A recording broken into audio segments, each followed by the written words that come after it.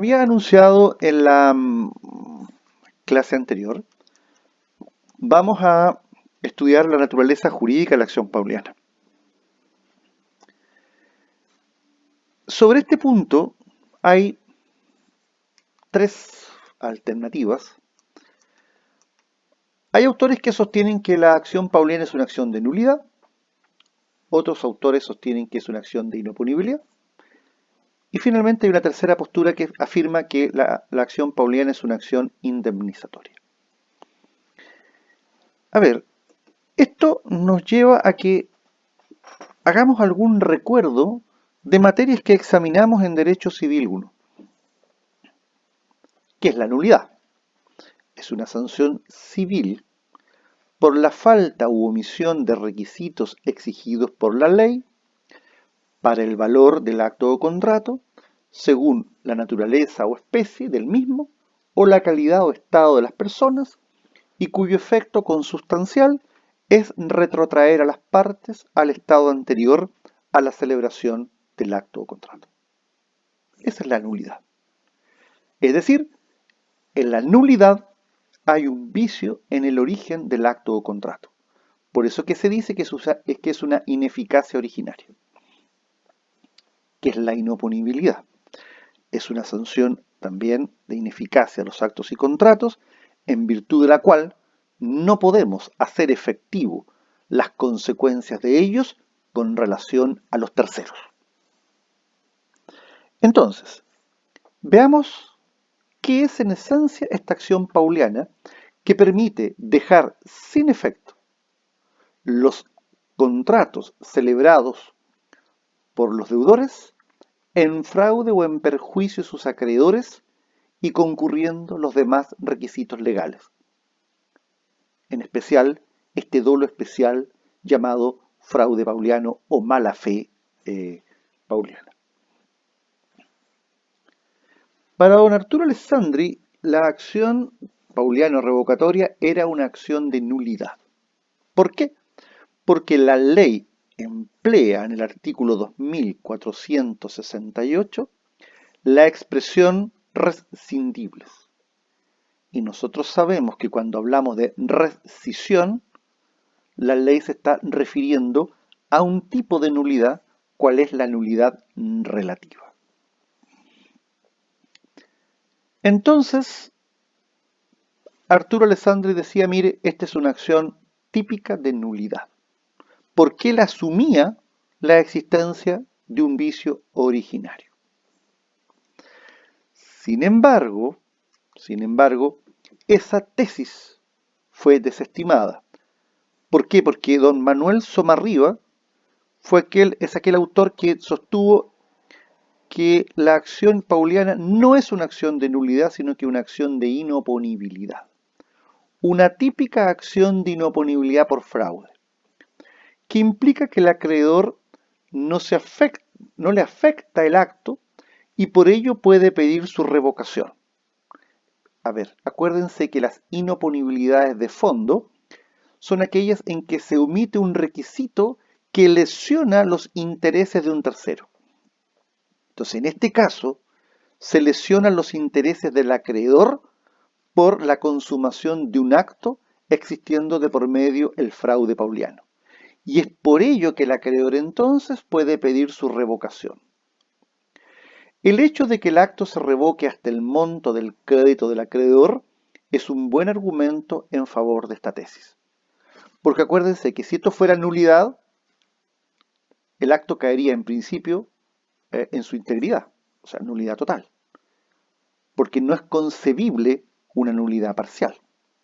Pero en cambio, en la inoponibilidad es perfectamente concebible que se revoque solo lo necesario para satisfacer o cubrir el crédito. El acto entonces es perfectamente válido y oponible entre las partes y en consecuencia no podría ni el deudor que lo otorgó ni el tercero con quien se celebró impugnar el acto alegando que fue fraudulento. Pero el tercero puede desconocer el acto, privarlo de efectos respecto de él, como ocurre justamente en la inoponibilidad. En todo lo demás, el acto persiste, pero solo se revoca en la parte que perjudica al acreedor que invoca el fraude, pero no más allá. Esta es la tesis que predomina en la doctrina y en la jurisprudencia. Y finalmente, hay autores que sostienen que la acción pauliana sería una acción indemnizatoria. ¿Por qué? Porque de alguna manera la revocación se representaría como el mecanismo resarcitorio frente al hecho ilícito. ¿Cuál hecho ilícito? El delito civil realizado por el deudor. Esta tesis es forzada porque de alguna manera nosotros sabemos que la indemnización de perjuicios supone el pago de una suma de dinero. La indemnización de perjuicios no es la revocación de un contrato. Y tampoco podemos sostener que aquí exista un delito civil. O sea, es posible que nos acerquemos al delito civil, pero en definitiva aquí hay un contrato. El delito civil supone que no haya contrato. Como en otras oportunidades, yo les acompañé a las láminas jurisprudencia de la acción pauliana sobre naturaleza jurídica y objeto, requisitos para el ejercicio de la acción, los requisitos generales, la mala fe de los otorgantes del acto. La acción pauliana puede estar encuadrada dentro del concepto de demanda judicial para interrumpir la prescripción. Y lo último que quiero decir con respecto a la acción pauliana es que en materia de pensión de alimentos, la ley 14.908 incorpora dentro de su normativa un precepto legal que establece que es posible accionar vía acción pauliana en un juicio de alimentos para dejar sin efecto los actos que realice el obligado al pago de una pensión alimenticia cuando se coloca en un estado de insolvencia o aumenta su insolvencia como una manera de eludir el pago de la pensión alimenticia. En este caso, y a diferencia de lo que ocurre en materia de acción pauliana Código Civil, que se tramita en procedimiento ordinario, o acción pauliana en procedimiento concursal que está inmersa dentro de ese procedimiento, acá en materia alimenticia se tramita vía incidental. Me ha tocado ver un par de veces me ha tocado ver situaciones en las cuales se ejerce una acción pauliana cuando el deudor de pensión alimenticia, el alimentante, a efectos de eludir el pago de la pensión desde el punto de vista civil, se coloca en una situación de insolvencia o agrava su insolvencia. Por lo tanto, tengan en consideración que en materia alimenticia es perfectamente posible accionar de acción pauliana. Y el último derecho auxiliar de los acreedores es el beneficio de separación de patrimonios. A ver, aquí vamos a lanzar solo una idea general, o sea, un contexto general. Porque este beneficio de separación lo vamos a estudiar con detenimiento cuando analicemos el derecho sucesorio, allá por el año 2022. Coronavirus de por medio, u otra pandemia, digamos. Es de esperar que el año 2022 nos encuentre reunidos en presencia, ya estudiando las últimas líneas del derecho civil. Bueno, ¿qué es el beneficio de separación? Para entender el beneficio de separación es necesario exponer algunas ideas generales. Cuando fallece una persona, su patrimonio, lo que se llama el haz hereditario, se transmite a sus herederos, quienes reciben los derechos y las obligaciones transmisibles. Es decir, los herederos reciben el activo y reciben el pasivo de su causante. Ahora bien, los herederos tienen por otra parte su propia historia. O sea, tienen sus propios activos y tienen sus propios pasivos. Por lo tanto, imaginémonos la situación siguiente. Un causante con activo y pasivo y dos herederos, cada uno con su activo y pasivo. Mientras el causante vive, el patrimonio de esa persona y el patrimonio, por ejemplo, de sus dos hijos, permanecen total y absolutamente desligados el uno del otro, completamente independientes. En consecuencia, los herederos del padre ejercerán sus acciones en los bienes del padre. Los acreedores de los hijos ejercerán sus derechos en el patrimonio del respectivo hijo que se obligó. Todo esto obviamente sin perjuicio de que se pacte solidaridad, pero no nos metamos con eso, porque obviamente eso trastoca el ejemplo. Pero si hay solidaridad, claro, el acreedor podría demandar al padre, al hijo o un tercero. Pero pensemos que no haya solidaridad. Los acreedores del padre, los acreedores del hijo 1, los acreedores del hijo 2. ¿Dónde van a ejercer sus derechos? En los bienes de sus respectivos deudores. El problema se nos presenta cuando muere el causante. Porque ahí se produce una confusión de patrimonio, una mezcla. Por lo tanto, se van a unir el patrimonio del causante con el patrimonio de los herederos. Entonces, pueden darse múltiples situaciones.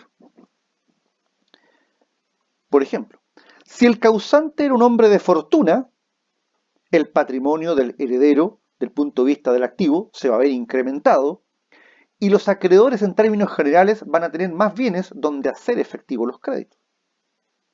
Si por el contrario, el causante era una persona con deudas, bueno, el heredero podría, por ejemplo, aceptar la herencia con beneficio de inventario o repudiarla, pero si la acepta, se tiene que hacer cargo de las deudas.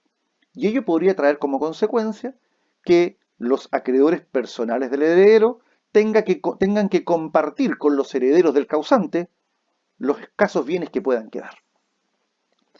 Entonces, para efectos de evitar esta temática y que todavía sea posible que los herederos de uno y herederos de otro no se topen ni entren en conflicto a raíz de la confusión y unión de patrimonios, es que se estructura este beneficio de la separación de patrimonios. Entonces, puede ocurrir que si el heredero estaba cargado de deudas, o sea, el heredero era un hombre hoy día en situación de falencia económica, sus acreedores personales, producto de los bienes que va a recibir este heredero del causante, van a ver mejorada su situación. Porque si los acreedores del heredero tenían altísimas posibilidades de que la deuda no se pagara, y hoy día el heredero recibe una cuantiosa herencia, los más felices van a ser los acreedores del heredero, porque van a tener bienes donde hacer efectivas sus acreencias. Pero esto va a traer como correlato que los acreedores del difunto, ¿cierto? Que son aquellos, ¿cierto? Los acreedores del difunto, van a ver de alguna manera menguados sus respectivos derechos, porque hoy día tendrían que entrar a competir con los acreedores personales del heredero. Y el causante puede tener herederos en vida, que son los herederos, o sea, los acreedores hereditarios, como también están los llamados acreedores testamentarios, que son aquellos que tienen créditos cuyo origen es el testamento. Entonces, los acreedores del causante, hereditarios o testamentarios, podrían ver peligrar el cobro de sus acreencias por la competencia que van a tener que tener a partir de ese minuto con los acreedores personales del heredero, que antes de la muerte del causante era insolvente y que hoy día está cuantiosamente beneficiado. Entonces, el beneficio de separación en el fondo lo que hace es buscar y evitar que se confundan los patrimonios del causante con los patrimonios del heredero. ¿Para qué? Para que en el patrimonio del causante sigan con prioridad los acreedores del mismo y los acreedores del heredero ejerzan sus derechos solo en la medida que queden bienes para poder cubrir sus obligaciones. Dicho esto, entonces, hemos terminado con el capítulo sobre efectos de obligaciones. Y solo nos queda para terminar el curso los modos de extinguir las obligaciones. Pero antes de entrar al estudio de los modos digamos, modos de extinguir las obligaciones, vamos a realizar un análisis de los llamados remedios contractuales como mecanismos de tutela del crédito. Y eso lo vamos a hacer en una clase que vamos a iniciar en unos minutos más. Gracias.